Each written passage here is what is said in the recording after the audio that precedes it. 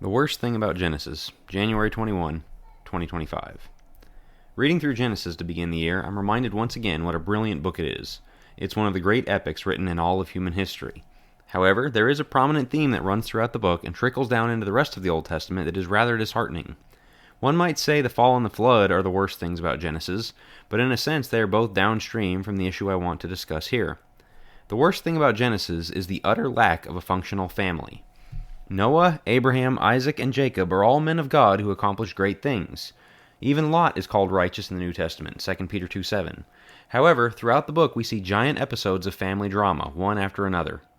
Abel was killed, Ham exposed his father's nakedness, Hagar and Ishmael had to be kicked out, Esau made Jacob flee for his life, Joseph was sold into slavery, and those are just the big headlines. All in all, not much we can draw on as a positive example. However, these things were written for our instruction, Romans 15:4, and negative examples do provide plenty of instruction. We can learn a lot about what not to do from these first families of the faith.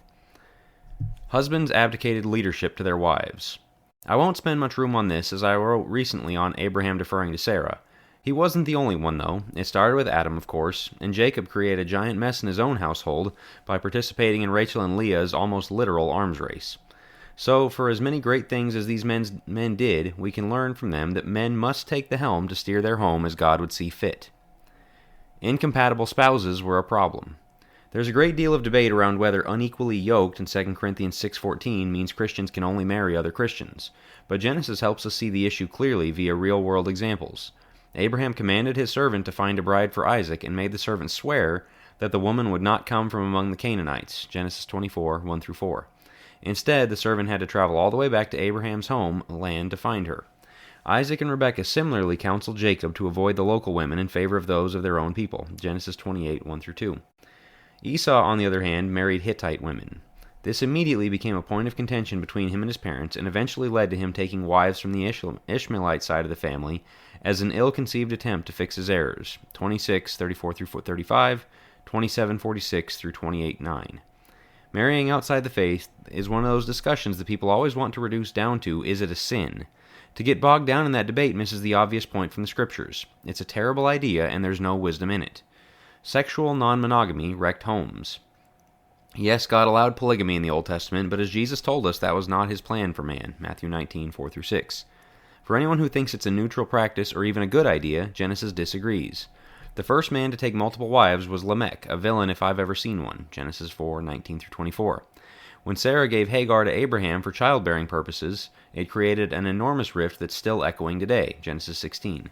The sister war of Rachel and Leah and Jacob's favoritism was a disaster for their household, Genesis 29:30. There is no good fruit to be found from abandoning the one-man, one-woman setup. While polygamy is not an issue today, we can expect similar bad fruits from any deviation from God's standard. Fornication and cohabitation are not mild transgressions for which the church can look the other way.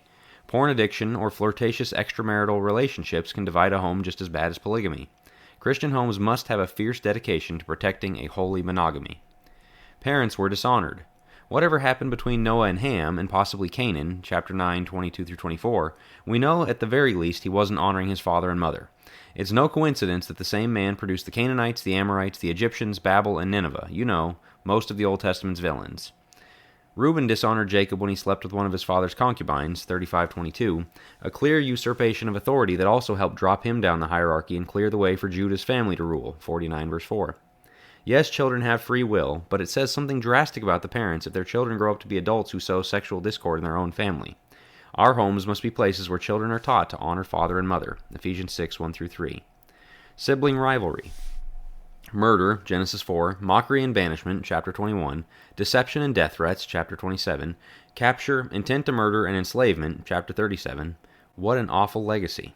As John noted, we can't say we love God yet hate the brother in front of us, 1 John 4:20, which includes our literal brothers and sisters too. Love starts at home, but in a world that divides families up by our phones and tablets and TV shows and fandoms and hobbies and interests, it's easier than ever for everyone to share little more than a roof and a last name. In those cases, siblings can be indifferent toward each other at best and hostile at worst. One of the surest signs of Christ's love within the heart is seen in love for those directly in front of us, so we can't let our homes be divided like this. All things new. The beauty of Genesis is that many of these horrendous failures improve as time goes on. The divided, warring family is back together as a unit by the end, thanks almost entirely to Joseph's faithfulness to God and his spirit of humility and forgiveness.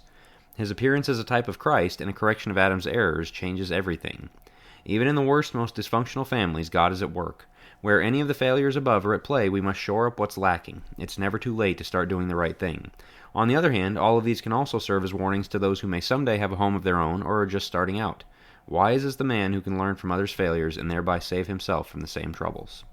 Thanks for listening. Join the email list at jackwilkie.co to get all the latest, and subscribe to the Church Reset podcast feed on whatever podcast app you use, or even YouTube, to get audio editions of all the articles and videos delivered straight to your phone. To become a supporting listener, again go to jackwilkie.co, where you can become a monthly or annual supporter. If you enjoyed this article, one of the best ways to support my work is by sharing it with others, whether via the podcast feed or by sharing the link via email or social media from the site jackwilkie.co. Thanks again.